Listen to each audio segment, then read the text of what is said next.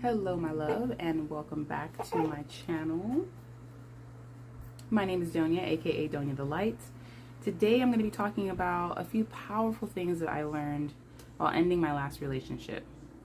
As always, if you enjoy the content of my channel, please leave me a thumbs up, like, a comment below, or subscribe if you'd like to see all of the new videos that I come out with every Tuesday and Thursday. As most of you probably know, ending a relationship, a romantic relationship, is a process. Sometimes it does happen immediately as far as the conversation goes. You know, this relationship is over. Sometimes that happens due to something like cheating or just, the last straw of whatever boundary had been made. That straw is broken and then everything ends. But even after you make that decision or even after you have that conversation, there's still a process, right, of actually ending the relationship. So one of the most powerful things, or one of the powerful things that I learned while ending my last relationship, was that I had to put myself first. I needed to put myself first. And as much as I thought I was doing that throughout the relationship, ending the relationship and going through that process really made me realize that I hadn't been. Because you have this person in your life, and depending on the length of your relationship, the more intertwined your lives now are, right? There may be finances, there may be homes, there may be bills, there may be children, there are friends, family members, activities, all types of things that your lives have now become intertwined with, about, etc.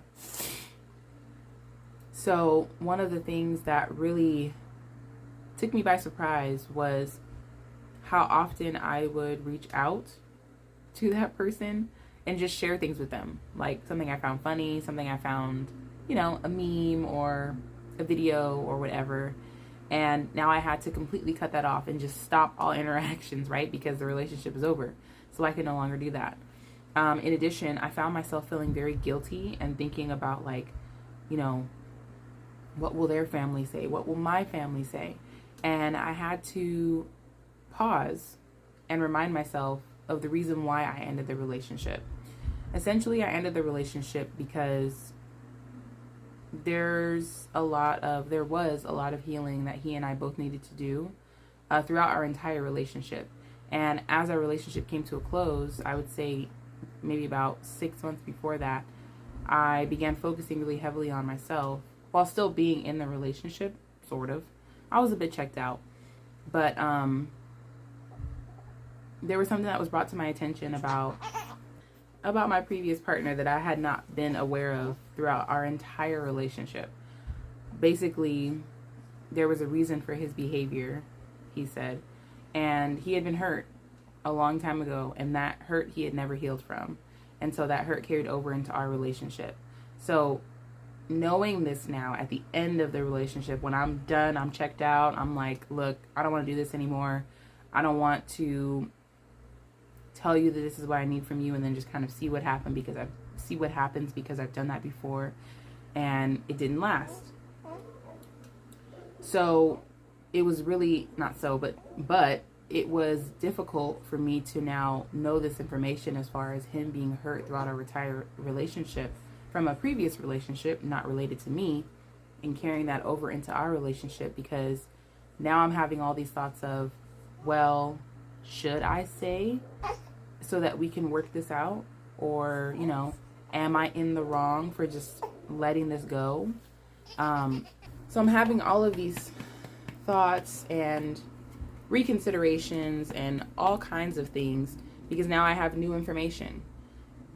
But I had to remember again, I needed to put myself first. The fact of the matter was, if this person wanted to tell me this information beforehand, they could have.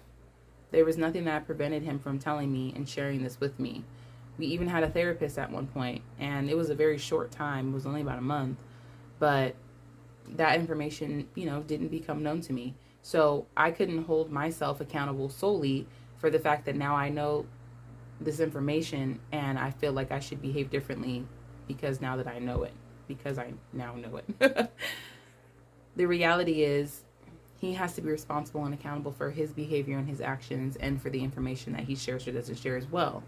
And again, I tried my best, especially, towards, I would say, the last year and a half of our relationship, to make sure that I was, or do my best to be a safe place for him as well, instead of just, hoping and praying that he would open up to me and then not being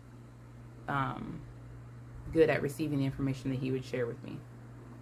Moving forward, one of the other most profound things that I really learned and accepted was that I could not remain in that relationship just because he and I had a child together. And there's a lot of depth to this because, having a child or contributing to the creation of a child doesn't make you a parent. What makes you a parent is being involved in a child's life, contributing to, the things that they learn, disciplining them on a regular basis, interacting with them on a regular basis. That's what makes you a parent. And that's why oftentimes, we can sometimes identify other people in our lives that we may consider a parent, like an aunt or an uncle or a grandmother or grandfather, or maybe even a neighbor, someone who contributed to our lives in a meaningful way, someone who reminded us that we needed to be accountable for our actions, someone who loved us and cared for us unconditionally all the time, not just when it was convenient for them. And for a long time in that relationship, which lasted about 4 years, there were many times in which I felt, well, I can't end this relationship because we have a child together. And so, again, I would push the things that I needed and the things that I wanted aside. I would ignore the things that I would ask him to do or, clearly tell him what my needs were. And they wouldn't get done. I would just, do it myself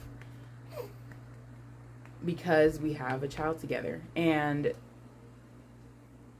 it still is pretty difficult because although we're cordial, we both have very different relationships with our child, who's 5 years old, gonna be 6 soon. So that by itself is really, really hard because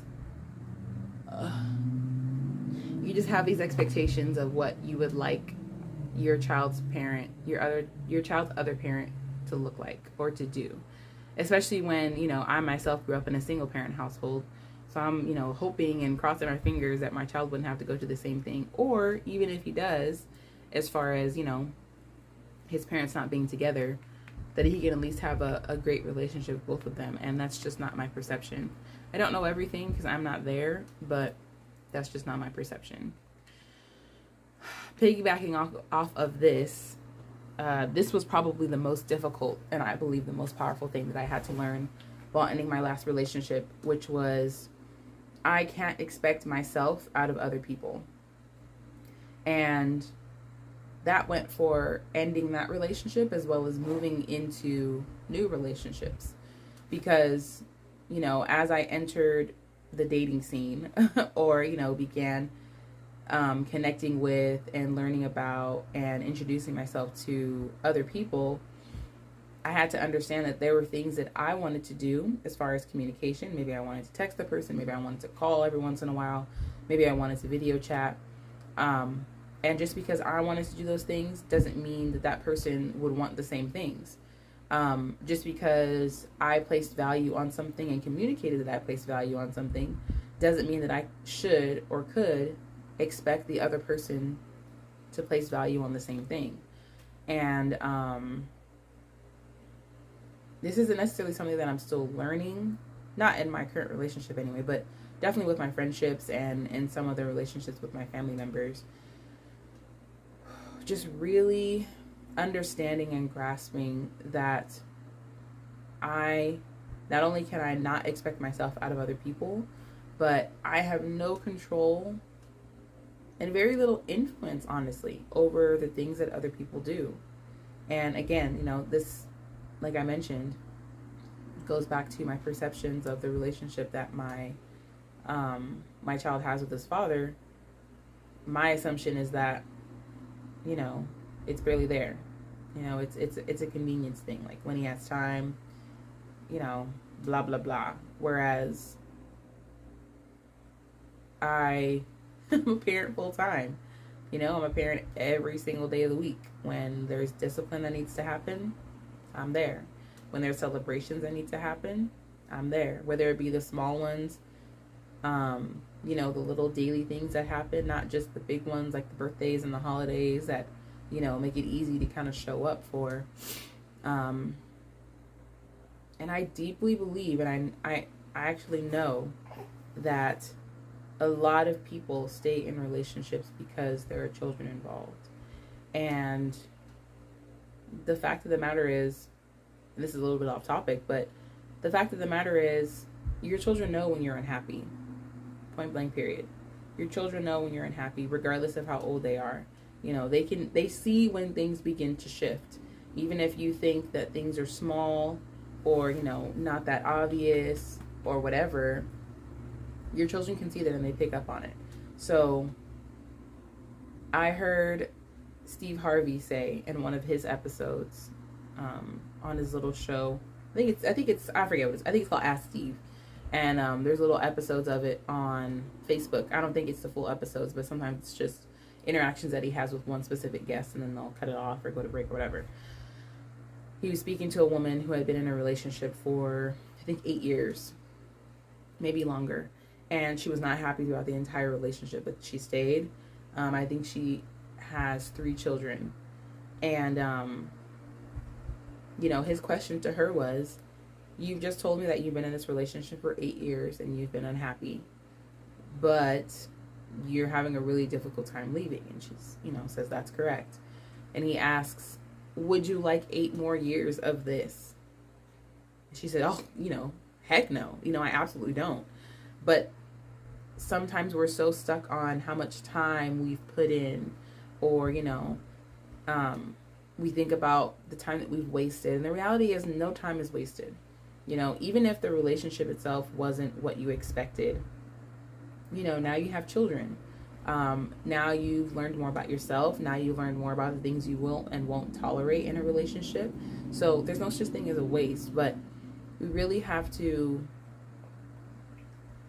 go through that tough process of ripping off the Band-Aid and just ending relationships that do not serve us. Whether they be romantic relationships, whether they be platonic relationships, relationships with family, friends, co-workers, teachers. I mean, any kind of relationship that doesn't bring something positive into your life, it should be ended. Because you deserve to only be around people who are building you up in some sort of way. You know what I mean? And that may limit, or not limit, but it may, you know, shrink your circle tremendously. But that's okay. It's okay. You don't have to have 100 people around you if, you know, you can only depend on 2 of them. What's the point of the other 98? Just to say that you have 100 people around you? You know what I mean? Anywho, this video turned into a little bit of a rant. But I hope that you can take something away from this as far as just placing more value on yourself, really understanding, or starting to understand, or practicing understanding that you are the prize in your life. In every single situation, you are the prize. You are the most important person. There is nobody more important. And there never will be. You can't expect yourself out of other people. And that you cannot remain in a relationship just because there are children involved. And that's a whole other conversation for a whole other day. Because the truth is, you know, when it comes to the children, you're only... the only thing you need to do with the other parent is just remain cordial. And, you know, I would never speak down or negatively about my son's dad to him, because there's no point. That's not my place. You know, that has nothing to do with my son. It would be my feelings towards him, which don't need to be projected onto him. And that's something I learned from my mom. You know, my dad wasn't in my life growing up, but my mom never ever spoke down on him, ever. She never said, oh, we can't do this because, you know, your dad isn't here. Or, oh, we can't do this because some, your dad. Never. She just, if he called and said, hey, you know, I want to see the kids, she'd make it happen if she could, you know. And that was it. They were both doing their best. He was struggling with some stuff. And, you know, yeah. So, anywho, my love, it was a pleasure. Thank you for joining me today.